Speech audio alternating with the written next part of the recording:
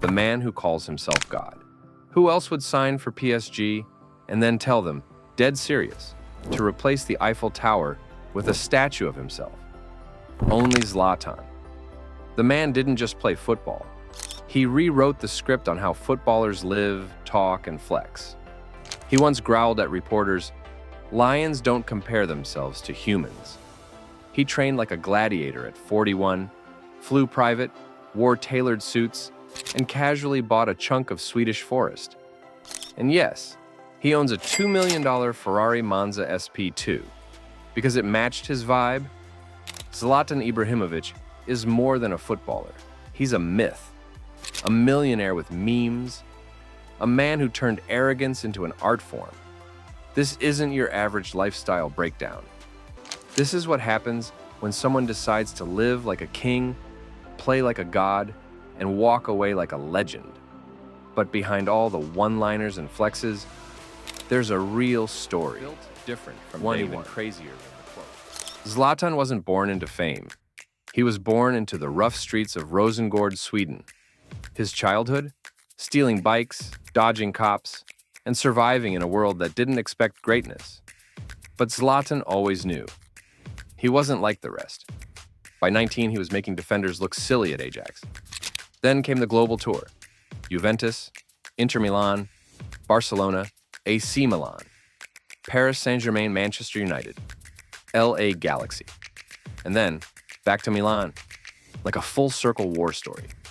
He racked up over 570 career goals, won more than 30 trophies, and collected league titles like other people collect sneakers, 12 of them across 4 countries.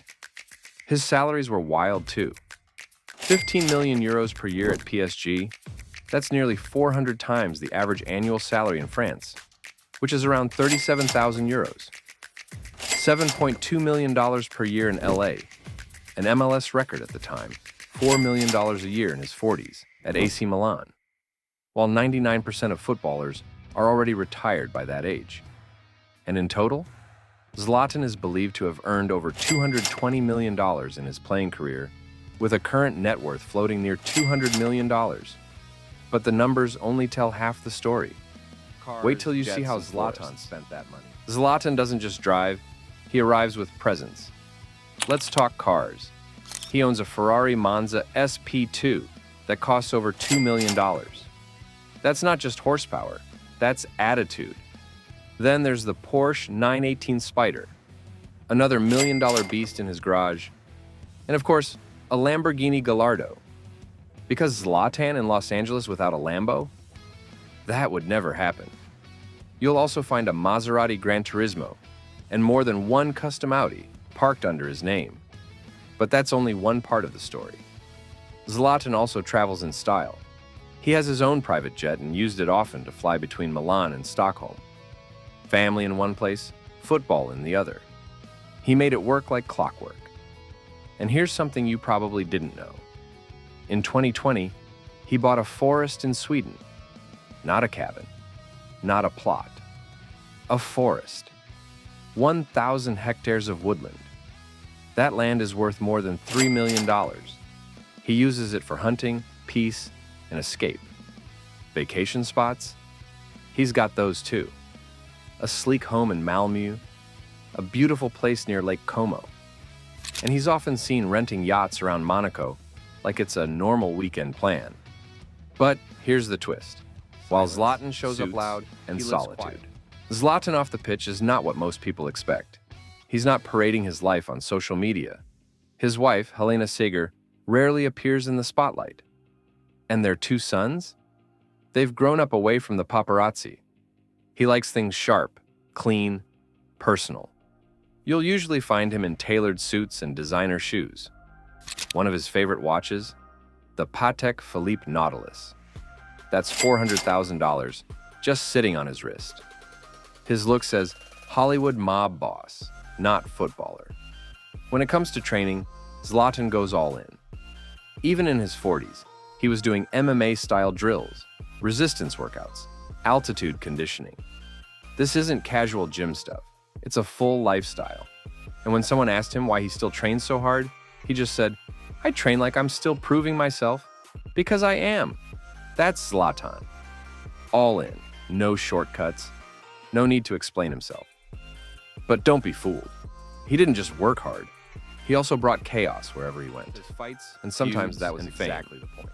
Zlatan doesn't avoid drama. He invites it. He thrives in it.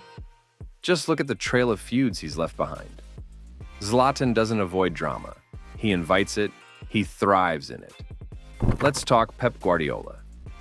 Zlatan joined Barcelona as a superstar, but Pep's system demanded control, structure, and humility. Three things Zlatan never subscribed to. The tension started early, and Zlatan later claimed Pep ruined football at Barca by overthinking it. Their relationship grew so icy that they barely spoke. Zlatan was gone after just one season, still fuming. Then, there was Edinson Cavani at PSG. Two alpha strikers. One ball. One free kick. Things boiled over during matches, with visible spats about who should take set pieces. It wasn't just posturing. It got so heated, they nearly came to blows in the locker room. Eventually, the coach had to step in and assign penalty duties, like a school teacher settling a playground fight. And Luciano Spalletti? Their clash at Inter Milan was part tactical, part personal. Spalletti wanted a disciplined system. Zlatan wanted to do things his way. The result? Explosive team talks, frosty handshakes, and a locker room thick with tension. Reporters could feel it in press conferences. It was combustible. And finally, Joey Barton. When Zlatan moved toward the Premier League, Barton, never one to stay quiet, threw shade on Zlatan's hype. Zlatan clapped back with swagger, making it clear that England already had one too many egos. Barton wasn't ready for the comeback. But here's the thing. Zlatan never backed down. He turned every clash into a story, every headline into hype. His autobiography became a global bestseller. His press conferences felt like performances. He didn't need a PR team. His mouth was the brand. Just listen to the hits. I don't do auditions. I came like a king, left like a legend. Lions don't recover like humans. He wasn't just scoring goals. He was building a legend. And that image, it paid off. Nike, Samsung, Volvo. He launched his own sportswear line, A to Z, and even dropped an app called Zlatan Unplugged. His name became a business, a global export, an empire with attitude. But this was more than ego. Zlatan was playing for legacy. The legacy of the last legacy alpha never retired. When Zlatan walked off the pitch for the last time in 2023, the San Siro stood still. Crowds didn't chant his name. They roared it. No Ballon d'Or. No FIFA fairy tale. But none of that mattered. Because Zlatan didn't need golden trophies. He became a golden standard. He turned belief into a brand, turned charisma into capital, turned every raised eyebrow into a raised fist. And through it all, he stayed true to himself. Loud, confident, untouched. He inspired an entire generation to believe in swagger. Not arrogance, not fake bravado, but real, earned, I bled for this confidence. He was a player who didn't just play. He performed. He provoked. He conquered. His words still echo long after the boots came off. I am not like you. I am Zlatan. And for once, no one could argue with that. So what now, when the world's most alpha footballer leaves the game behind? What does he conquer next?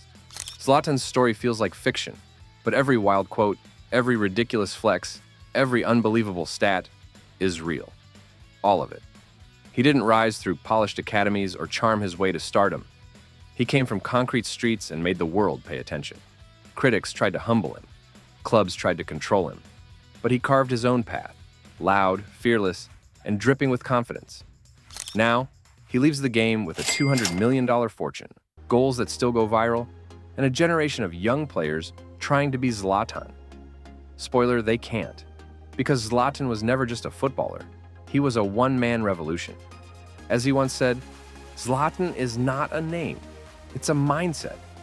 And sure, that mindset comes with custom Ferraris, luxury villas, and private jets. But it also comes with grit, with scars, with the courage to be unapologetically yourself. And maybe that's what makes him unforgettable. So tell us, what was your favorite Zlatan moment? Drop it in the comments, smash that like button, and subscribe for more deep dives into football's most iconic legends.